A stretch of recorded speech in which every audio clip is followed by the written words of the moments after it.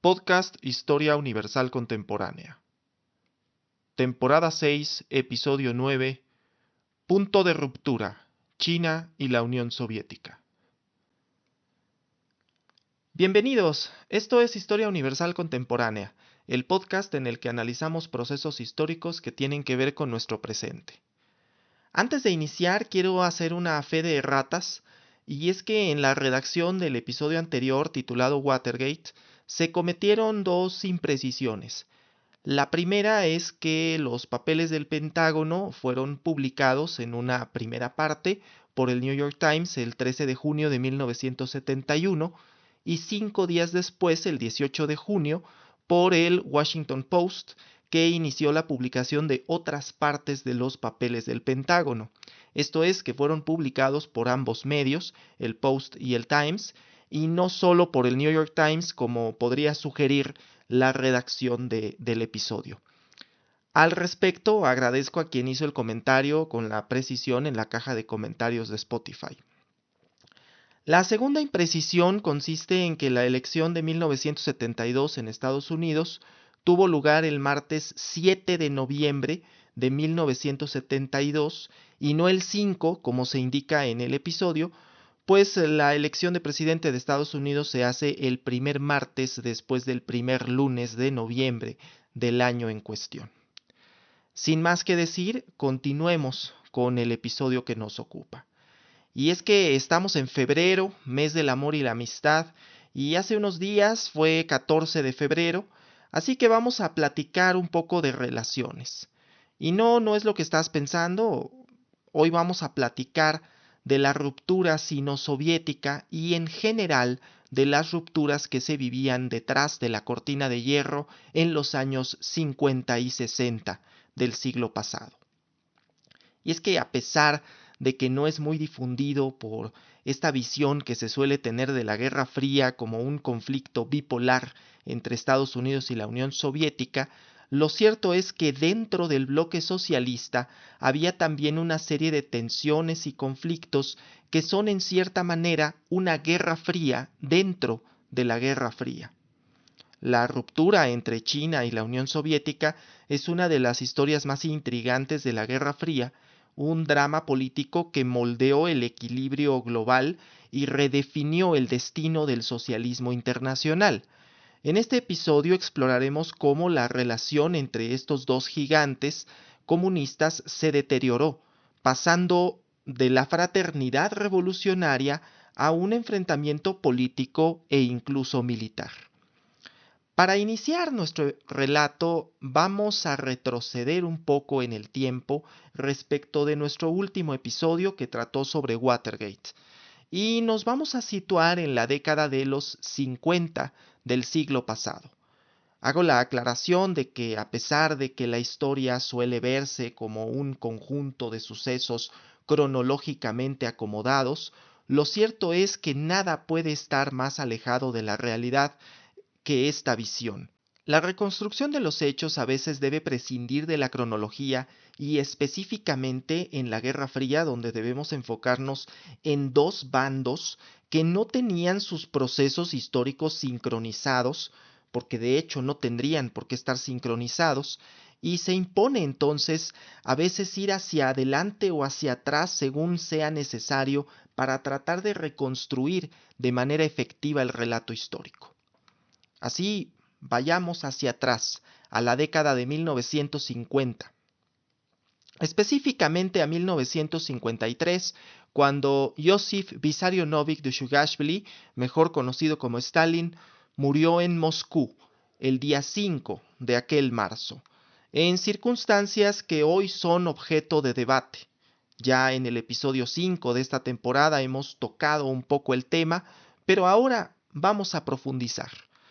Habría que decir que en 1950 Stalin ya había llegado a la octava década de vida, esto es, superaba los 70 años de edad, su memoria ya fallaba y en general su salud empeoró. A finales de enero de 1953, el secretario particular de Stalin desapareció sin dejar rastro. El 15 de febrero, el jefe de sus guardaespaldas fue ejecutado sumariamente. En el Politburó esto fue visto como el inicio de una nueva purga. Y es que Stalin había reanudado esta práctica desde hacía unos meses, cuando se enteró que algunos médicos de origen judío habían estado recetando medicamentos inadecuados a miembros prominentes del partido. La acusación era seria. Los médicos en cuestión habrían envenenado a algunos altos funcionarios relacionados directamente con Stalin y habrían provocado en él el temor fundado de que pudiera ser envenenado.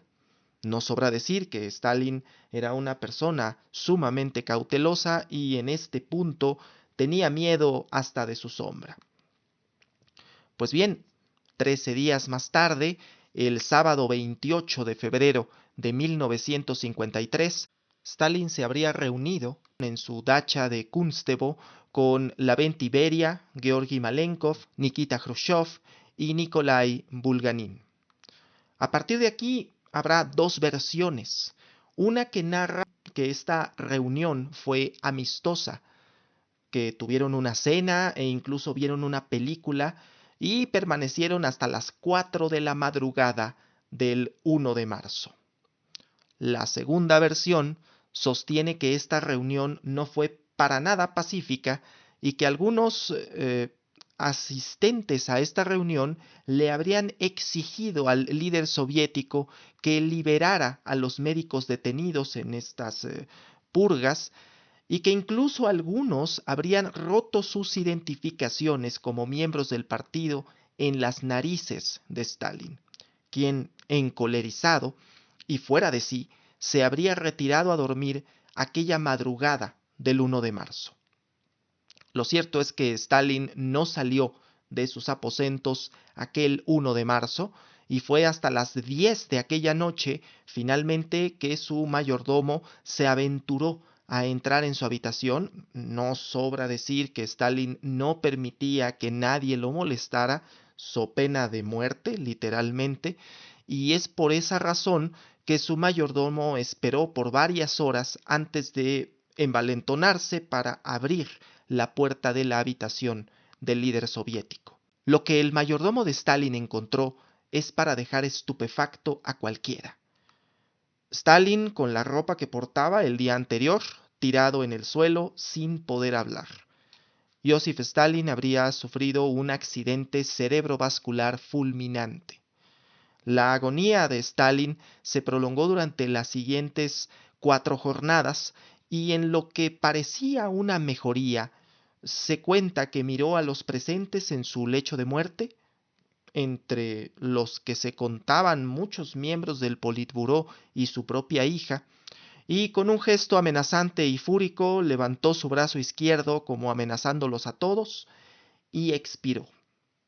Otras versiones indican que con el brazo señaló un cuadro que pintaba a un cordero bebiendo leche y que posteriormente se señaló a sí mismo antes de cerrar los ojos para siempre. Las tesis sobre el posible asesinato de Stalin están aún sobre la mesa, aunque nunca se ha probado de manera fehaciente, y a la fecha la causa oficial de su muerte es la de un accidente cerebrovascular causado por su hipertensión. 4 días más tarde, el 9 de marzo de 1953, tuvo lugar el funeral de Estado de Stalin.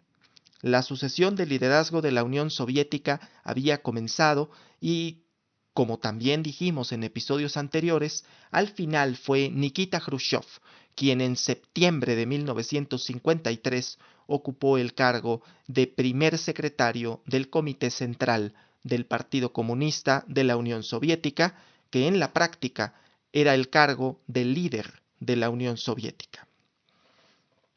Pues bien, el 25 de febrero de 1956, Nikita Khrushchev pronunció el discurso acerca del culto a la personalidad y sus consecuencias en el 20º Congreso del Partido Comunista de la Unión Soviética, conocido popularmente como el discurso secreto, que en realidad era parte de un informe de la Comisión Pospelov en 1955.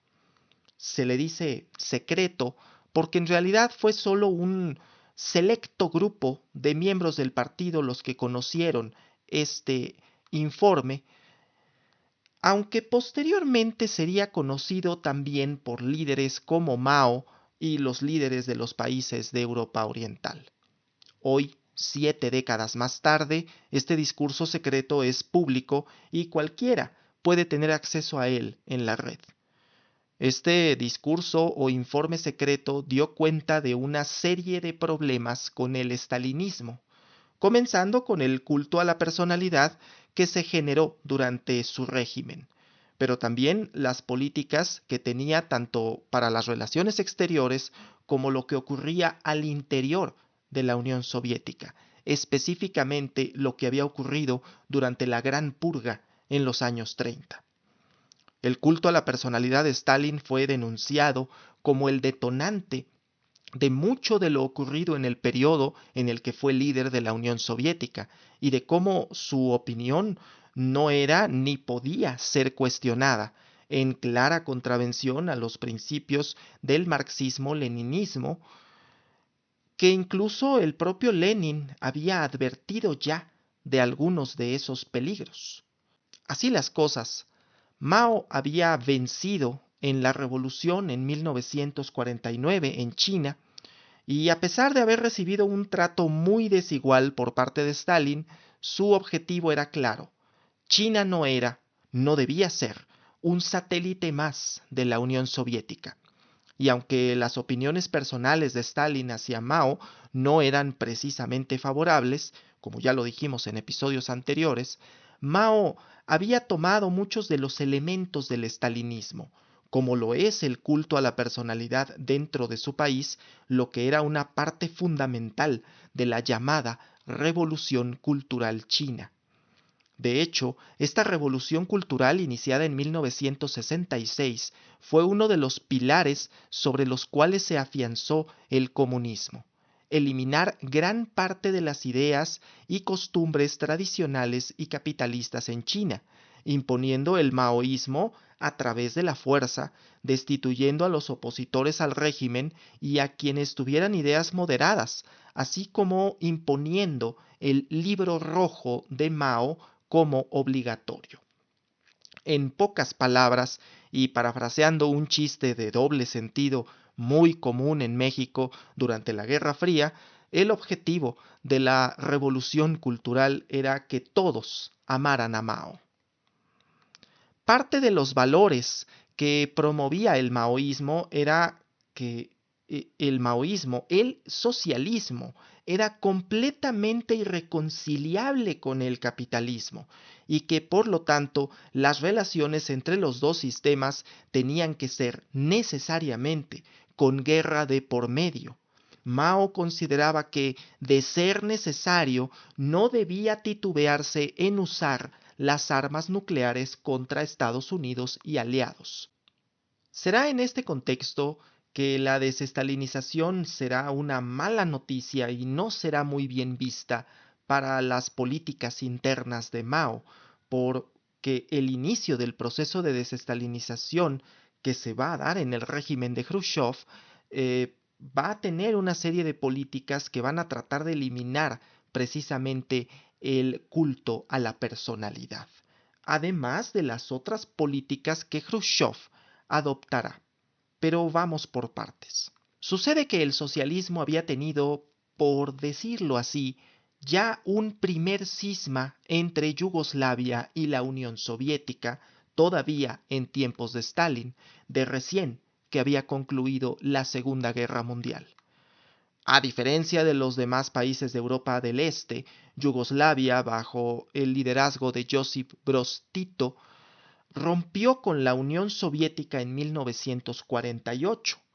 Habría que recordar que ellos lograron expulsar a los nazis sin ayuda soviética. Y Tito rechazó la subordinación que Stalin trataba de imponerle. Tito promovió una vía independiente para el socialismo, lo que le valió la condena de Moscú y el aislamiento dentro del bloque comunista. Tito proponía esta tercera vía alternativa al capitalismo estadounidense o al socialismo soviético. De esto hablamos en su momento en el episodio 13 de la tercera temporada. Te dejo por aquí el enlace por si deseas ir a escucharlo. Tras la muerte de Stalin en 1953, Nikita Khrushchev intentó reparar la relación con Tito, reconociendo el derecho de Yugoslavia a seguir su propio camino socialista. Esta apertura representó un cambio significativo en la política exterior soviética y mostró la intención de Khrushchev de distanciarse de las políticas represivas de Stalin. El acercamiento entre Moscú y Belgrado preocupó a Mao Zedong, quien veía a Tito como un traidor al marxismo-leninismo y temía que las políticas de Khrushchev promovieran un socialismo más flexible y menos revolucionario. La reconciliación entre la Unión Soviética y Yugoslavia reforzó la creencia de Mao de que Khrushchev estaba desviándose del camino revolucionario, lo que alimentó aún más las tensiones entre China y la Unión Soviética. Habrá, además, otros eventos en la Europa Oriental que trascenderán y encenderán las alarmas en Beijing. Hay 3 episodios fundamentales que debemos abordar en este punto: el otoño húngaro de 1956, el octubre polaco en ese mismo año y la primavera de Praga en 1968, que ilustran las tensiones internas dentro del bloque comunista y que sirven como antecedentes clave para comprender la ruptura sino-soviética. Estos eventos reflejan el creciente descontento con la hegemonía soviética en la Europa del Este y marcaron el inicio de un proceso de fragmentación ideológica dentro del movimiento comunista global. En 1956, Hungría fue escenario de una insurrección popular contra el dominio soviético y las políticas impuestas por el Partido Comunista Húngaro. Inspirados por un deseo de mayor libertad política y económica, miles de ciudadanos húngaros salieron a las calles exigiendo reformas y el fin de la influencia de Moscú. Este movimiento inició el 23 de octubre de 1956 en Budapest con un grupo de estudiantes, pero fue creciendo de manera exponencial. La revuelta tenía claros tintes anticomunistas, al punto que la bandera de los revolucionarios húngaros fue la bandera de Hungría sin el escudo socialista que portaba en aquellos entonces, recortando este escudo socialista. La respuesta soviética fue contundente. En el Politburó, la noticia de disturbios contra el control soviético de Hungría no fue bien recibida y el 4 de aquel noviembre el Ejército Rojo invadió Budapest y reprimió brutalmente la revuelta sin hacer distinción entre objetivos civiles ni militares, lo que desembocó en la muerte de miles de personas y consolidó la autoridad de la Unión Soviética en la región. Este episodio envió un mensaje claro a otros países del bloque socialista. Cualquier intento de desviarse de la línea soviética sería sofocado con la fuerza.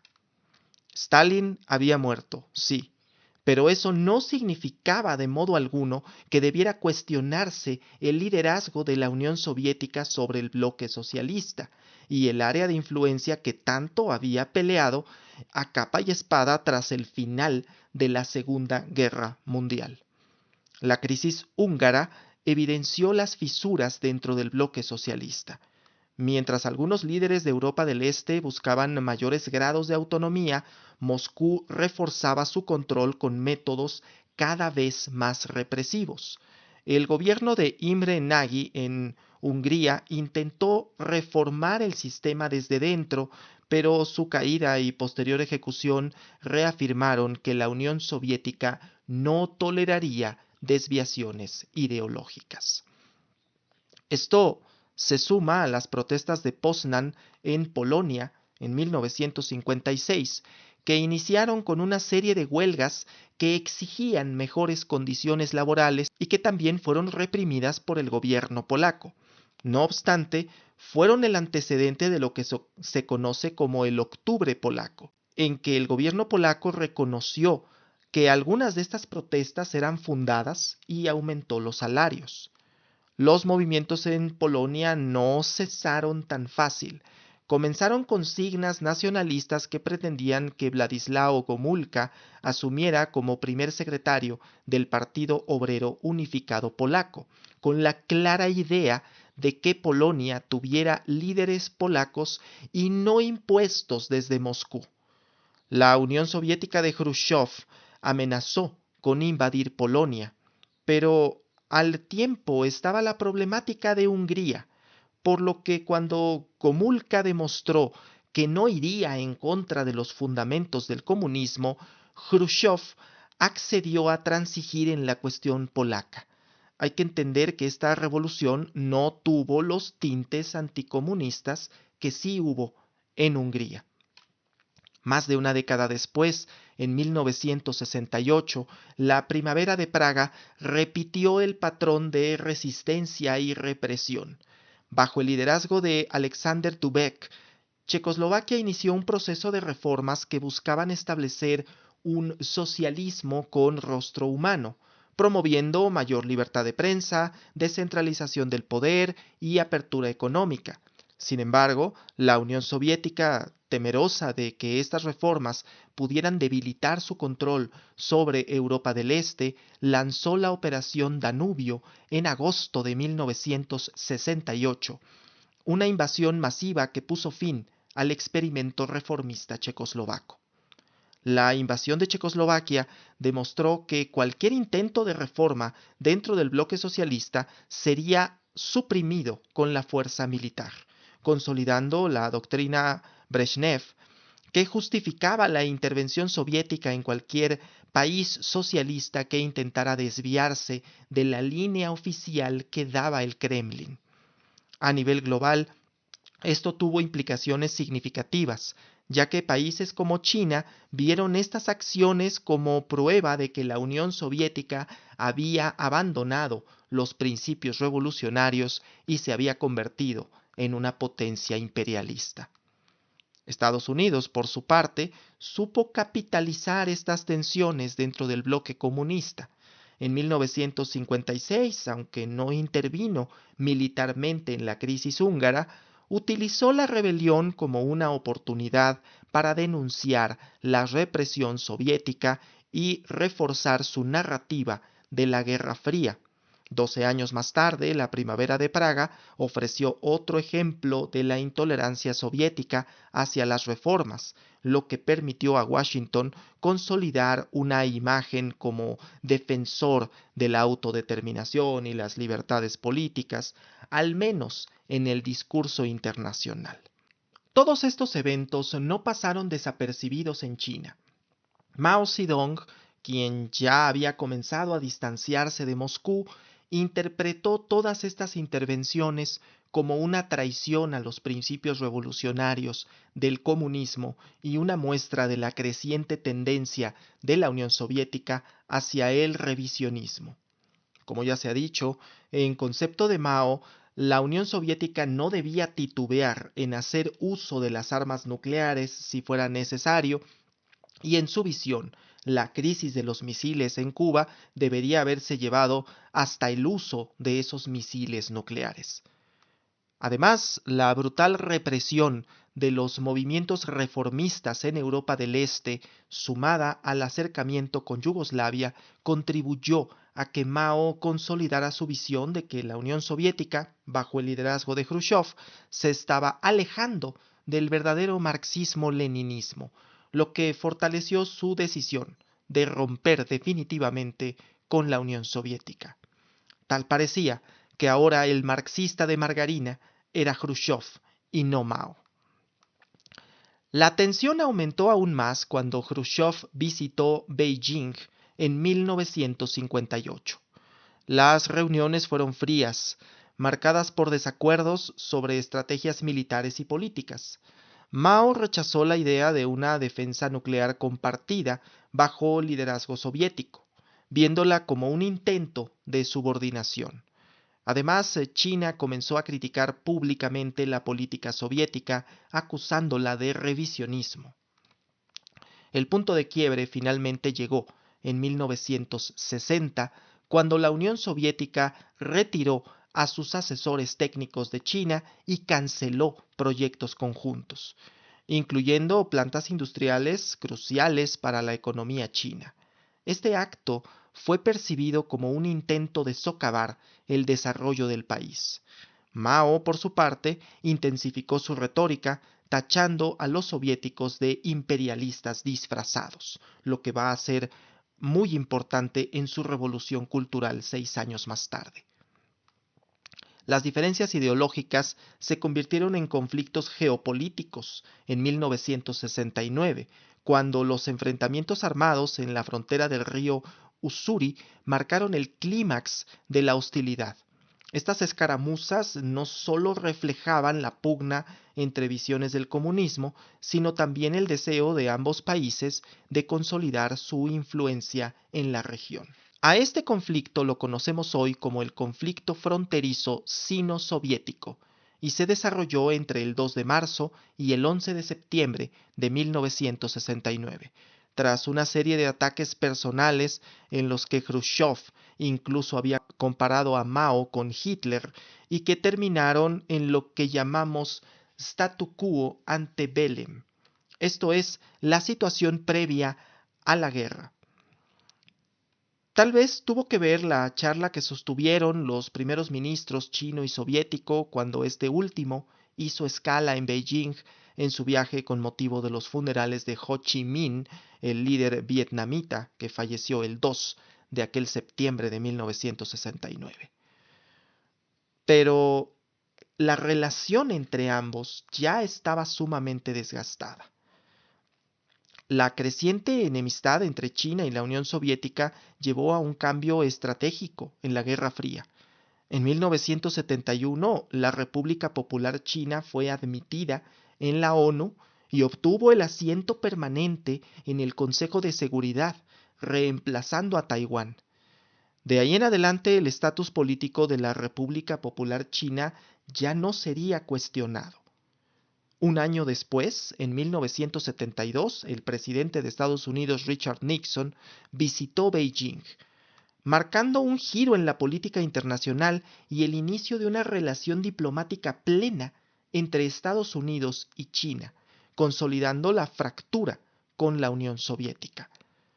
La Unión Soviética y China tendrían un acuerdo fronterizo definitivo hasta 1991, en vísperas de que la primera se desintegrara en la Navidad de aquel año.